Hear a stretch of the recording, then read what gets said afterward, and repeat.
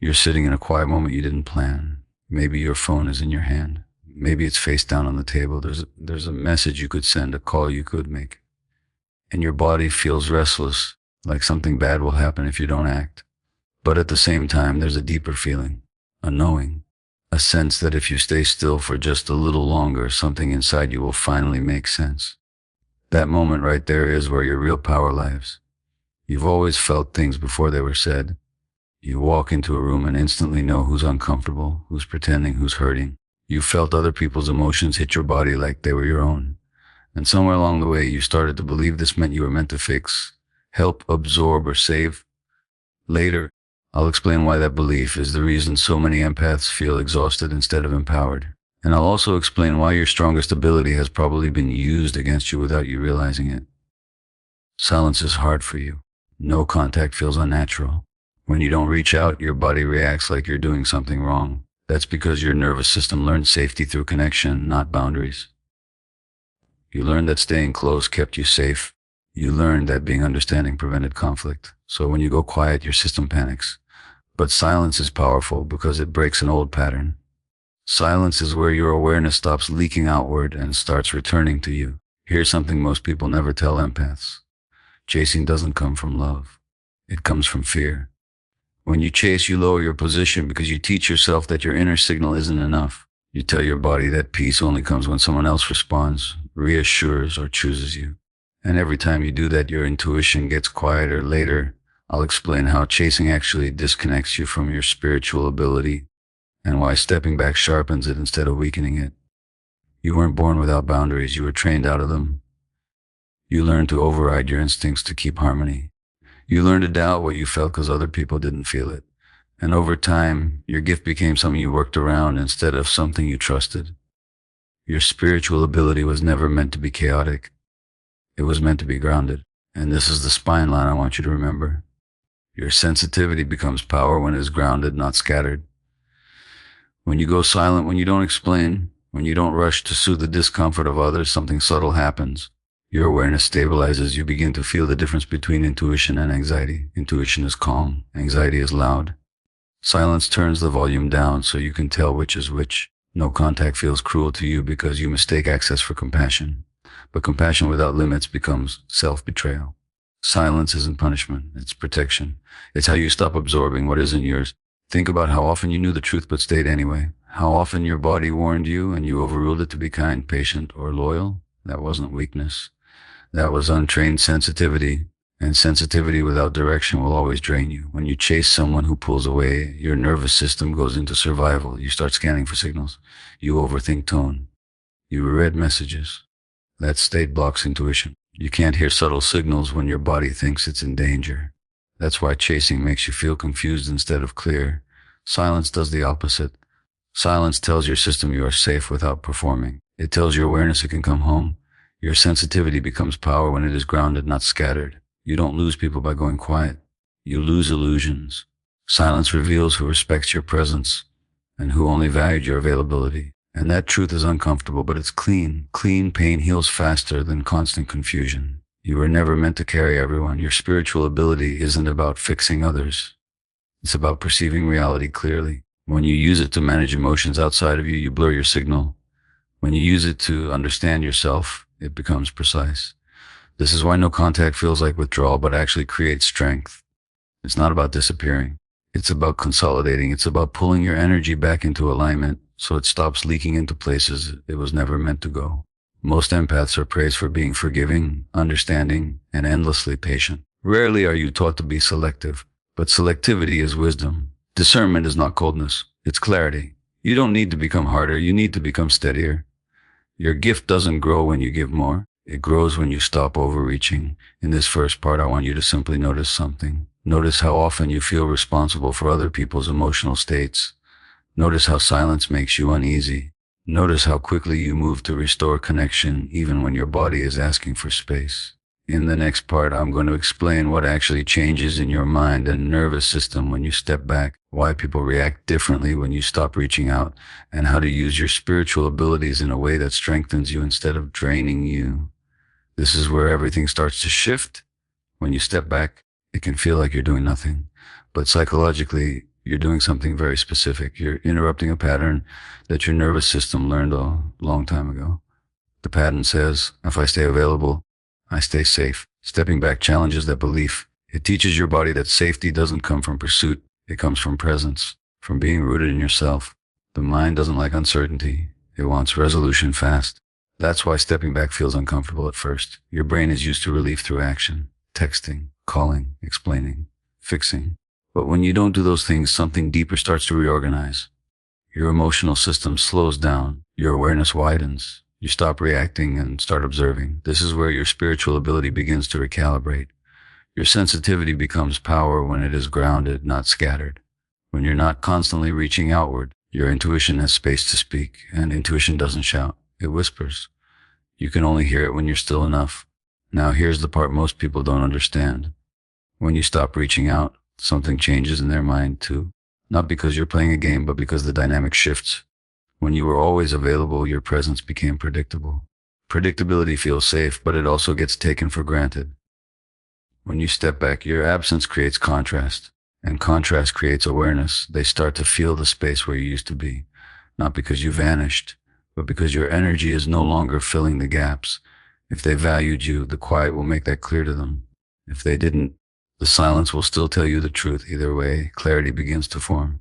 And here's something important. Stepping back is not about making them miss you. It's about letting reality surface. When you stop managing the connection, people reveal how invested they truly are. Silence becomes a mirror, and mirrors don't lie.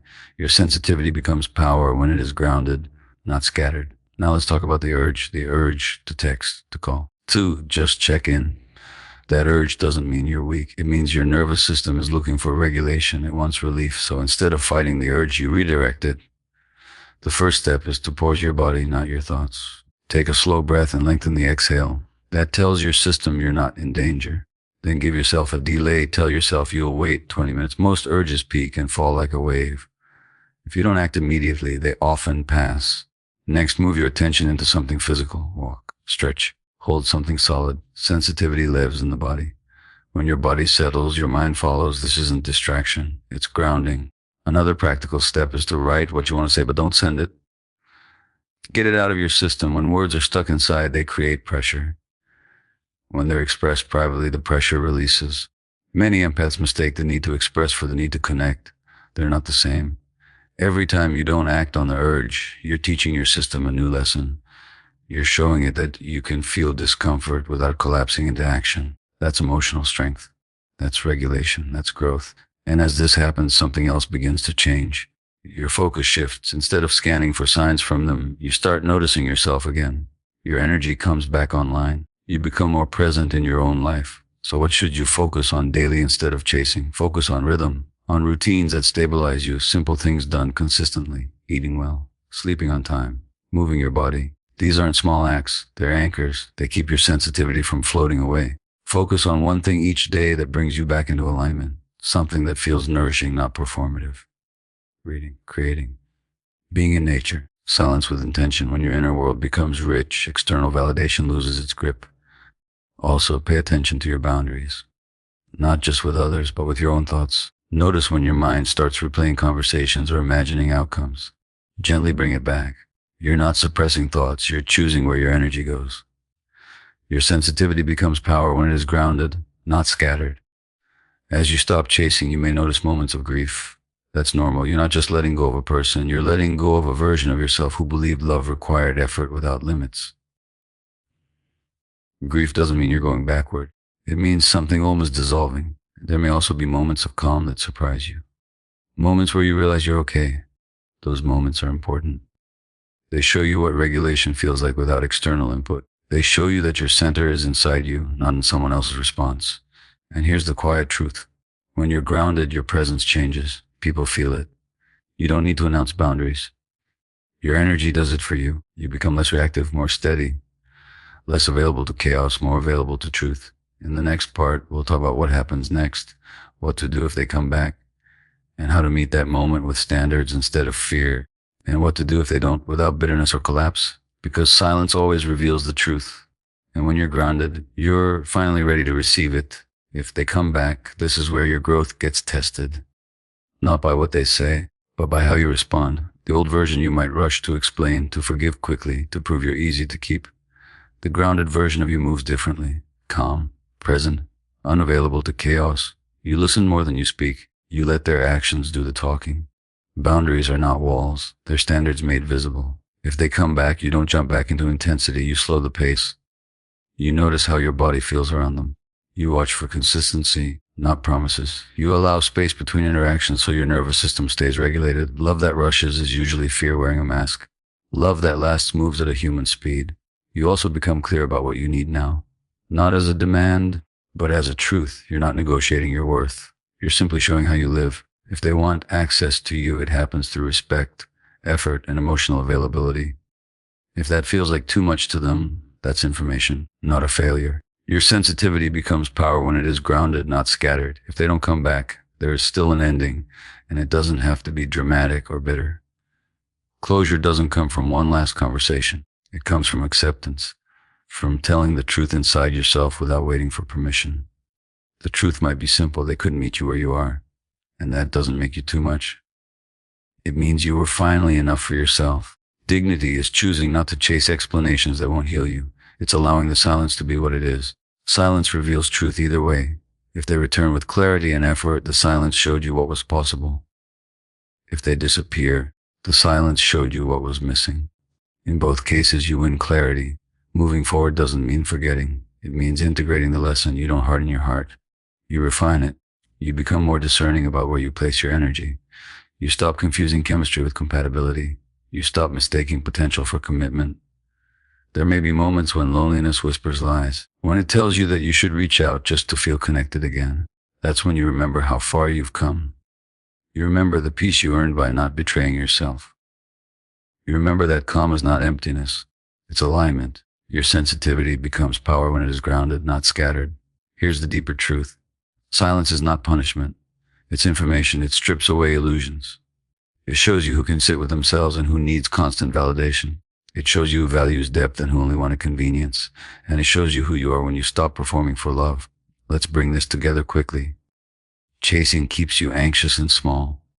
Stepping back restores your center. Silence regulates your nervous system and reveals the truth of the connection. If they come back, you meet them with boundaries, pace, and standards. If they don't, you choose closure, dignity, and forward movement. Either way, you don't abandon yourself again. One clear action step. For the next 7 days, commit to no reaching out and no checking. When the urge comes, place a hand on your chest, take one slow breath, and ask yourself, what do I need right now? Then give that to yourself in a small, real way. This is how trust with yourself is rebuilt. You don't need to be louder. You don't need to be colder. You just need to be rooted. When you are grounded, your presence is felt without effort. When you respect yourself, the right connections recognize it. And when they don't, you walk away without resentment, because you know your value was never up for debate. Your sensitivity becomes power when it is grounded, not scattered. Stay here, stay steady. You're not losing anything real by choosing yourself.